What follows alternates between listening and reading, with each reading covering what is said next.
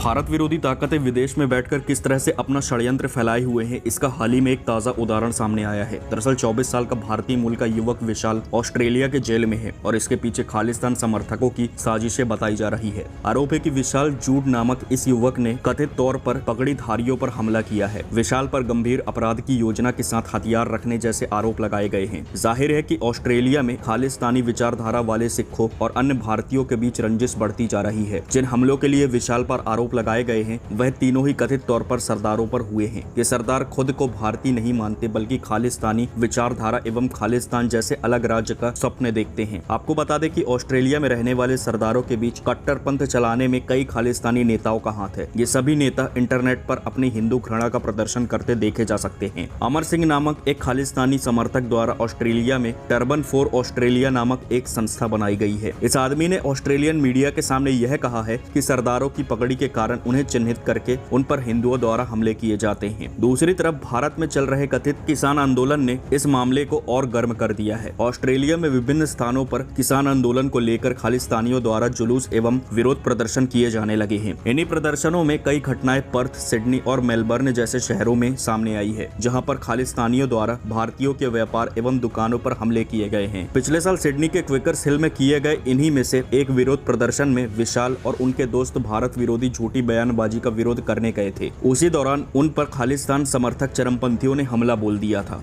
बता दें कि उस समय सिडनी के एक गुरुद्वारे से तिरंगे के जलाए जाने का भी समाचार आया था। दूसरी ओर इस घटना के विरोध में भारतीय छात्रों द्वारा भी खालिस्तानी झंडा जलाया गया था, जिसकी ऐसे कई वीडियो इंटरनेट पर आने लगी, जिनमें भारतीयों द्वारा भी खालिस्तानी समर्थकों के विरोध में कार रैली एवं प्रदर्शन किए गए थे। ऐसे ही एक मौका ढूंढकर खालिस्तानियों ने मीडिया एवं पुलिस में यह नैरेटिव रचते हुए विशाल पर निशाना साधा और उसे फंसवा दिया। दावा किया गया कि हिंदुओं द्वारा पगड़ी पहनने वाले सिखों पर हमले किए जा रहे हैं। गौरतलब है कि भारत में 2% की आबादी रखने वाले सिख ऑस्ट्रेलिया में एक भारी वोट बैंक का हिस्सा हैं। ऐसे में इन खालिस्तानी समर्थकों द्वारा इस बात का फायदा उठाकर प्रशासन एवं मीडिया को अपने खेमे में करना कोई मुश्किल कार्य नहीं था। अतः विशाल को गिरफ्तार कर लिया गया और उस पर मुकदमा भी ठोक दिया गया, जिसकी व्याख्या पुलिस ने अब तक नहीं की है। साथ ही भारतीय हाई कमीशन को भी विशाल से मिलने की अनुमति नहीं दी गई है। डायबिटीज की बीमारी के शिकार विशाल को न तो कई दिन तक जेल में अपने परिवार दोस्तों से मिलने दिया गया और न ही दवा उपलब्ध कराई गई है। विशाल के वकील ने यह भी बताया है कि जेल के अंदर एक खालिस्तानी समर्थक सिख सिपाही द्वारा उसे यातनाएं भी दी गई हैं। विशाल की कहानी हर भारतीय तक पहुंचना और अधिक आवश्यक इसलिए भी है कि न जाने ऐसे कितने भारतीयों को विदेशों में आपसी रंजिश के आधार पर या केवल हिंदू पहचान देकर निशाना बनाया जा